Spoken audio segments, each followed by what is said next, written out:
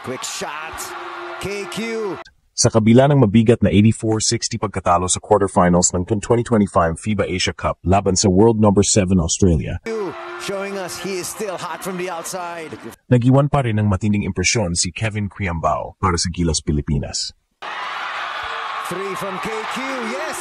Hindi nagpakita ng tatakot ang 23 anyos na forward, kumamada ng 17 puntos at 4 rebounds sa halos perpektong shooting night 5-8 mula sa tres. Yes! His second 3 of the night. Sa ikalawang yugto ng laro, 3 sunod na tres ni Quiambao ang nagpanatili sa laban para sa Gilas, kahit na nagsimula ang Australia sa pambubutas ng depensa sa pamamagitan ng 7 tres sa unang quarter. Kahit expected na magiging mabigat ang laban kontra sa powerhouse squad ng Oceania, pinatunayan ni Quiambao na kaya niyang makipagsabayan sa pinakamalalaki at pinakamabilis na koponan sa Asia Pacific. Quiambao hits his third 3. Marami ang naniniwala na siya ang susunod na mukha ng Gilas at dapat mabigyan ng mas malaking papel sa mga susunod. Sa pagkawala ni Kai Sotto dahil sa injury, kinailangan ng Gilas na umasa sa young core ni Quiambao, AJ Edu, Carl Tamayo at Dwight Ramos.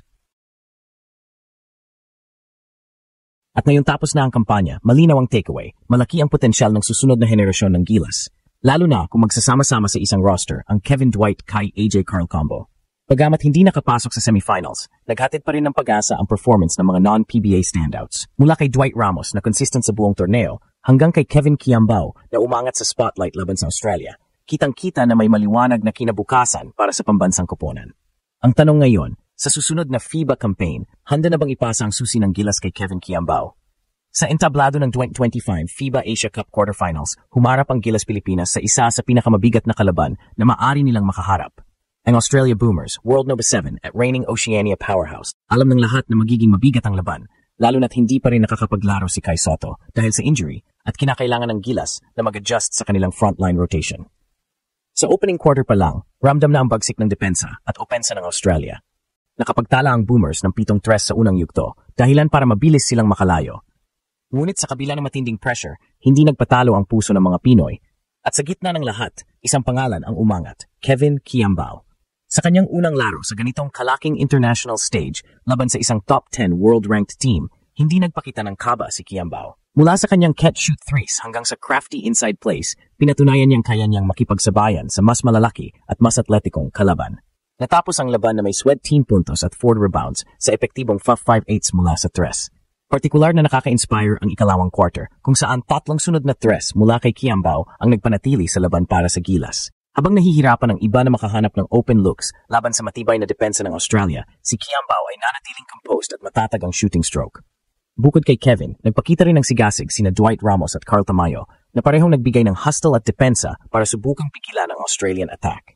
Gayunpaman, malinaw na ramdam ang pagkawala ni Kai Sotto sa paint. Kulang ang rim protection at post presence na kailangan para makasabay sa physicality ng Boomers. Sa huli, tinapos ng Australia ang laban sa score na 84-60 at nagtuloy-tuloy sa semifinals. Para sa Gilas, ito ay isa na namang aral at hakbang patungo sa mas matatag na programa. Ngunit kahit sa pagkatalo, malinaw ang isang bagay. Ang susunod na mukha ng Gilas ay unti-unti nang lumilitaw sa katauhan ni Kevin Quiambao. Maraming fans at analysts ang naniniwala na ang performance na ito ay magsisilbing turning point sa kanyang international career. Mula sa pagiging college standout, naging KBL import, at ngayon ay kinikilalang isa sa mga pinaka-promising young stars ng bansa. Tila mas lalong tumitibay ang argumento na si Quiambao ay dapat maging core piece ng Gilas moving forward. Sa susunod na FIBA campaign, lalo na kapag bumalik si Kai Sotto at buo ang frontline kasama sina AJ Edu at Carl Tamayo, posibleng mas makita natin ang full potential ng team, isang kombinasyon ng height, shooting, at versatility na matagal ng pinapangarap ng mga Pinoy fans. Kung titingnan ang kabuuang performance ng Gilas Pilipinas sa FIBA Asia Cup 2025, malinaw na hindi lang basta scoreline ang kwento. Ito ay kwento ng potensyal, pagbabago, at paghahanap ng tamang timpla para sa susunod na henerasyon ng pambansang koponan. Sa quarterfinals laban sa Australia, walang duda na malaki ang agwat sa experience at physicality ng kalaban. Ang Australia, nakilala sa kanilang matibay na depensa at consistent na outside shooting, agad na kumuha ng momentum sa first quarter kung saan 7 tres ang kanilang naipasok.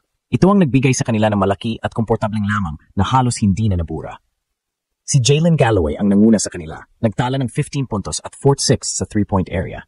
Ngunit kahit sa gitna ng hirap at pressure, may isang pangalan na patuloy na lumulutang, Kevin Quiambao. Sa unang half pa lang, pumukol na siya ng 3 sa second quarter para manatiling lumalaban ng Gilas. Natapos ang laban na siya ang top scorer ng koponan na may 17 puntos, 4 rebounds at isang napakataas na 85% true shooting percentage. Ang ganitong performance, lalo na laban sa top 10 team sa mundo, ay indikasyon na kayang makipagsabayan ni Quiambao sa international level. Hindi lang scoring ang ambag niya, nakita rin ang kanyang composure sa court, tamang decision-making at willingness na magtrabaho sa depensa. Para sa isang batang player na galing sa collegiate at ilang international stints, impressive na makita na hindi siya natitinag sa laki at bilis ng kalaban. Kapansin-pansin din na sa torneo na ito, aside from Justin Brownlee, ang mga consistent performers para sa Gilas ay hindi galing sa PBA. Dwight Ramos, Kevin Quiambao, AJ Edu at Carl Tamayo. Ito ay nagbibigay ng malinaw na mensahe. Ang future core ng Gilas ay nandito na, bata, gutom sa panalo at may modernong laro na swak sa FIBA competition. Ang tanong na lang ngayon, bibigyan ba sila ng sapat na exposure, playing time, at pagkakataon na maging leader ng koponan?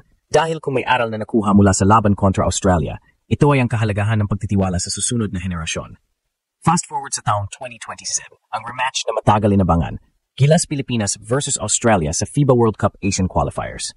Pero ngayong pagkakataon, may malaking pagbabago. Nasa lineup na si Kai Sotto at handa nang bumawi ang Pilipinas mula sa masakit na pagkatalo noong 2025 FIBA Asia Cup.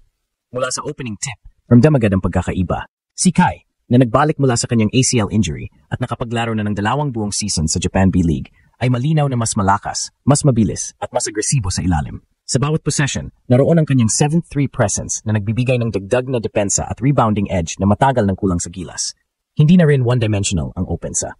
Nasa frontline ngayon sina Kai Sotto at AJ Edu na parehong kayang mag-protect ng rim at tumira mula sa labas. Nandun din si Carl Tamayo bilang stretch 4, habang si Kevin Quiambao ang glue guy na nag-uugnay sa lahat.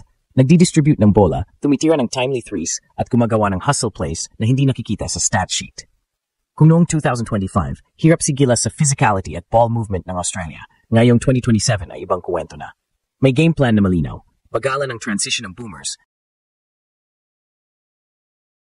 pigilan ng corner threes at pilitin silang maglaro sa half-court sets kung saan may advantage ang Twin Towers ng Pilipinas. Si Dwight Ramos ang primary perimeter defender na binibigyan ng assignment na harasin ang kanilang top scorer. Sa opensa, kitang-kita ang chemistry na na-develop sa nakaraang 2 taon. Si Kai ay nagpo-post up para pilitin ang double team, tapos mabilis na kick-out kay Quiambao o Ramos para sa open shot. Kapag walang double team, ginagamit niya ang kanyang footwork para makalusot sa mas mababang defender. Ang crowd sa Philippine Arena ay nagliliyab.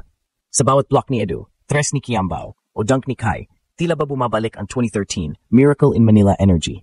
Hindi lang ito basta laban para sa standings. Ito ay laban para patunayan na kayanan ng Pilipinas makipagsabayan sa pinakamagaling sa Asia-Oceania region. Habang papalapit ang huling quarter, ramdam na ng lahat na hindi na ito katulad ng nakaraan. Ang Gilas ngayon ay mas malalim, mas disiplinado, at mas handa sa pressure ng big games. Ang presence ni Kai ay hindi lang nagdagdag ng height. Nagbigay din ng kumpiyansa sa buong koponan na maaari nilang talunin ang mga koponang dati ay tila imposible.